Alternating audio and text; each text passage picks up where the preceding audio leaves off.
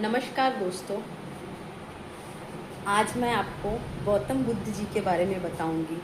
उनके त्याग के जीवन के बारे में बताना चाहती हूँ और एक और इंटरेस्टिंग बातें बताना चाहती हूँ कि उनका जो सर का बाल था ना, वो घुंघराले क्यों थे। क्या आपको पता है?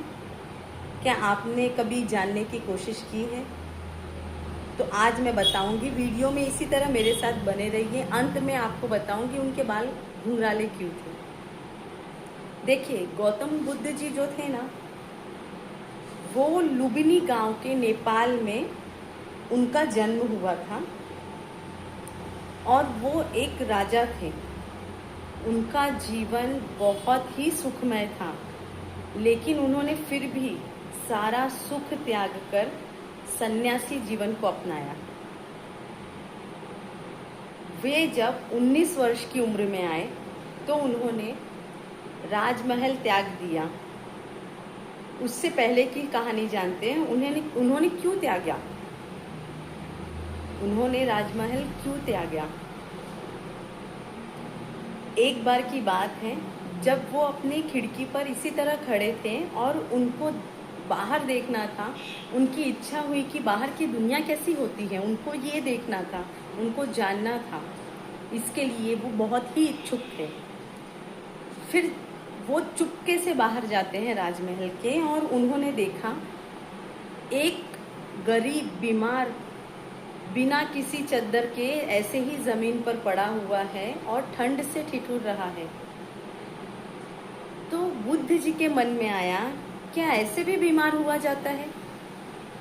उन्होंने सोचा, जब हम बीमार होते हैं तो हमारे लिए औषधि आ जाती है, तो इनके लिए क्यों नहीं? क्या हम इनके लिए कुछ कर नहीं सकते? फिर थोड़ी दूर और चल कर गए तो उन्होंने देखा वहां पर एक गरीब भूख से तड़प रहा है। तब भी उनको बहुत खराब लगा। ऐसे कैसे कोई भूख से तड़प सकता है? हम तो जब चाहे तब हमारी मर्जी कोई भी व्यंजन, प्रकार प्रकार के व्यंजन बनाकर खा सकते हैं, लेकिन इनकी हालत ऐसे क्यों? उनको बहुत ही बुरा लगा। फिर उन्होंने क्या किया, राजमहल में आकर उन्होंने बहुत विचार किया इस चीज़ों पर कि मेरे राज्य की प्रजा इतनी दुखी क्यों है। थोड़े दिनों के बाद, 19 वर्ष के बाद उनकी शादी हो जाती है। उनकी शादी होते ही थोड़े दिन के बाद वो त्याग देते हैं गृहस्थ जीवन, संन्यास ले लेते हैं और बिना कुछ कहे ना अपने पिता को बताते हैं, ना अपनी माता को और ना ही अपनी पत्नी को। इस बात का उनकी पत्नी को बहुत बुरा लगा कि बिना कुछ कहे कैसे जा सकते हैं, मैं तो इनकी गृहिणी हूं ना।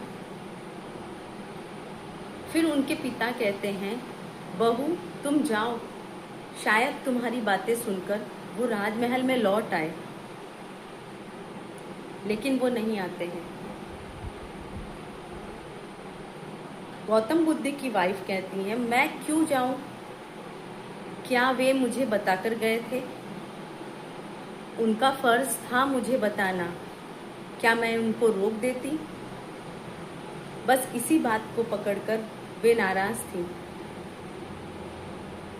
जब उनका सन्यासी जीवन शुरू होता है, ज्ञान लेने के बाद में वो सबसे पहले भिक्षा लेने अपने ही घर आते हैं, जैसे एक सन्यासी का धर्म होता है। जब वो अपने घर आकर अपने पिता के बारे में पूछते हैं, क्या मेरे पिताजी घर पर हैं, तो सभी पिता को बुलाने जाते हैं और वे कहते हैं, भिक्षाम देहि।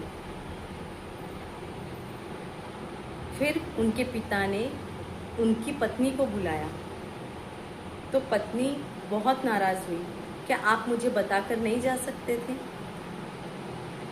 लेकिन उनकी पत्नी में लेट गो जाने वाली, लेट गो करते हैं ना जो लोग, वो बहुत ही महान लोग होते हैं। उनकी पत्नी ने भी उसी तरह लेट गो किया कि जाने दो, अब जो हुआ सो हुआ। सभी चीज़ों को भुलाकर उन्होंने फिर से एक बार कहा, क्या आप फिर से लौट नहीं सकते? तो गौतम बुद्ध जी ने कहा, तब तुम हमारी पत्नी थी, जब मैं इस घर से निकला तब तुम हमारी पत्नी थी। अब मैं सन्यासी हूँ, मेरा और आपका कोई नाता नहीं है, तो कृपया करके आप मुझे भिक्षा दीजिए। फिर से उन्होंने वही दोहराया, भिक्षाम देहि। जैसे ही उन्होंने ये कहा, उनकी पत्नी का हृदय कचोट गया। उन्होंने डिसाइड किया, नहीं मैं दूंगी। उन्होंने दान में क्या दिया पता है? अपने पुत्र को ही दान कर दिया। उन्होंने दान में अपने पुत्र को ही दान कर दिया।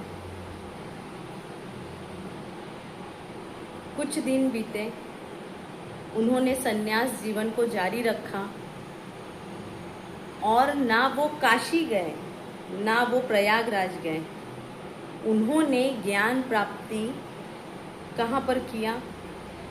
गया में, जहाँ पर लोगों को मोक्ष मिलता है, जहाँ पर लोगों का पिंड दान होता है, वहाँ पर उन्होंने ज्ञान प्राप्त किया।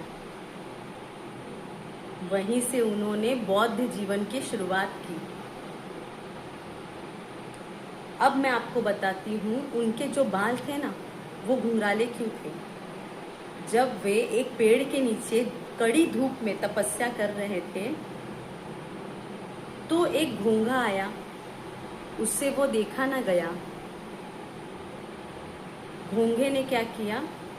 जाकर बौद्ध जी के सर पर बैठ गए।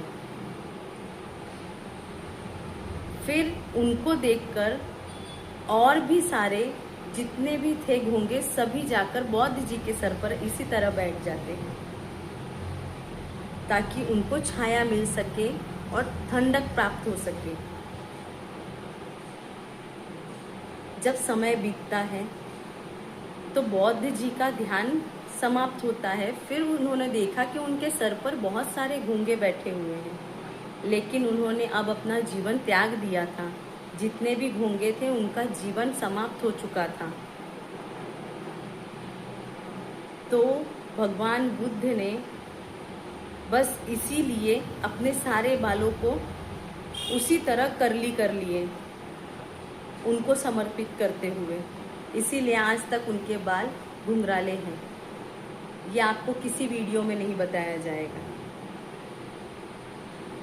बस आगे के वीडियो में और बताया जाएगा।